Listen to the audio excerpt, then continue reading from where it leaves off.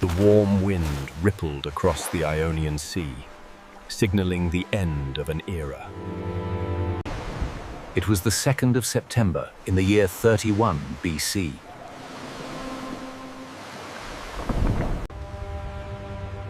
Two colossal fleets floated near the mouth of the Ambracian Gulf in Greece. The fate of the entire Mediterranean world rested on this single morning. Do you believe that naval power is the ultimate decider of history? Subscribe to our channel to witness the violent birth of the Roman Empire. Let the story begin.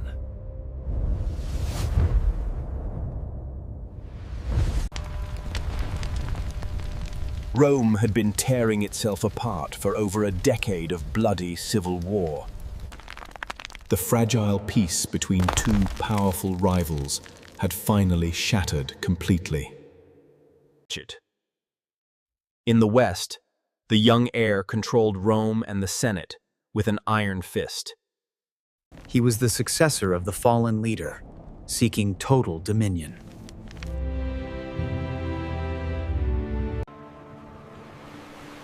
In the East, the renegade Triumvir ruled like a god-king in Egypt. He had fallen under the spell of the Eastern Queen and her immense wealth.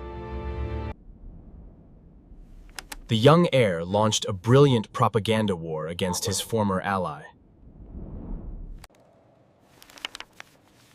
He read the renegade Triumvir's private will aloud to the shocked Senate. It claimed the eastern provinces would be given to the Eastern Queen's children. Rome was outraged, declaring war on the foreign queen, not the Roman general. The year 31 BC began with aggressive military moves by the young heir. He did not wait for the enemy to invade Italy as expected. Instead, he launched a daring crossing of the Ionian Sea with his legions. His fleet was commanded by the Loyal Admiral, a genius of naval strategy. The Loyal Admiral captured key naval bases in Greece to cut off supplies. The renegade Triumvir established his base at Actium, guarding the Ambracian Gulf. His army was massive, boasting 19 legions and thousands of cavalry. However, the young heir's blockade began to strangle the eastern forces slowly. Food became scarce in the camp of the renegade Triumvir by midsummer. Disease spread rapidly through the humid marshes where his soldiers camped.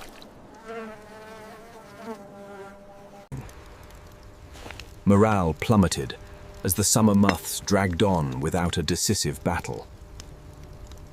He watched his strength wither away with each passing day.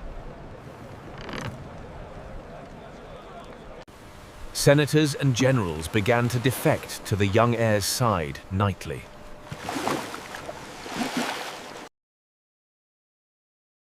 The Eastern Queen urged a naval breakout to save their accumulated gold.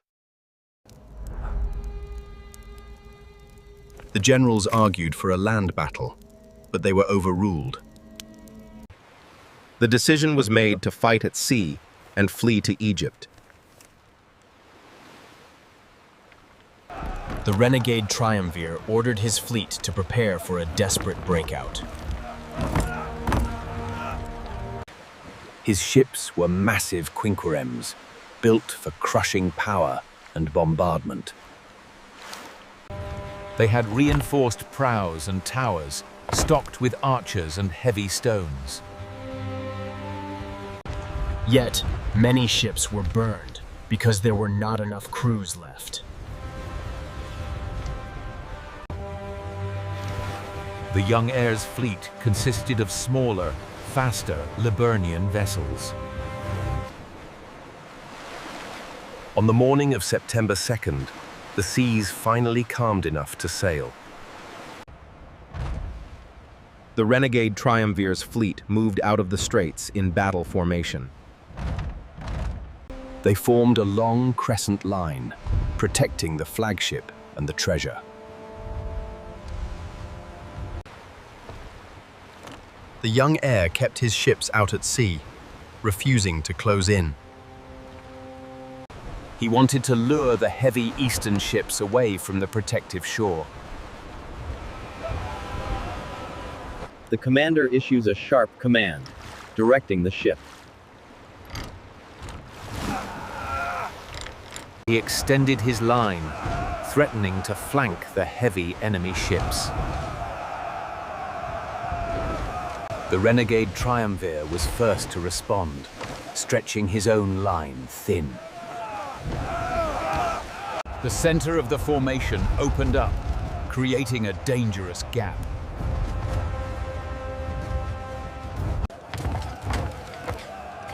The battle began in earnest just before noon under the hot sun.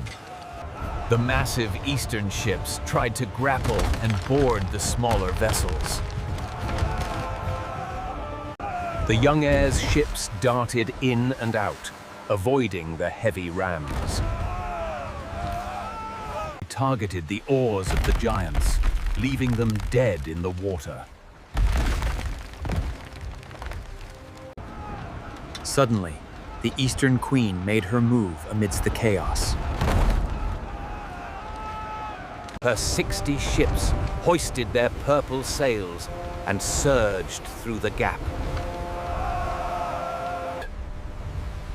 They did not fight, but fled south into the open sea.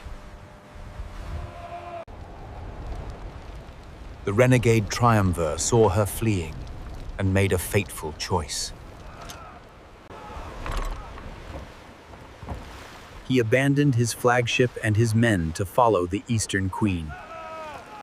His fleet was left leaderless, yet they fought on with immense courage. They formed a defensive circle, like a floating fortress of wood and iron. The Loyal Admiral resorted to fire arrows to break the stalemate.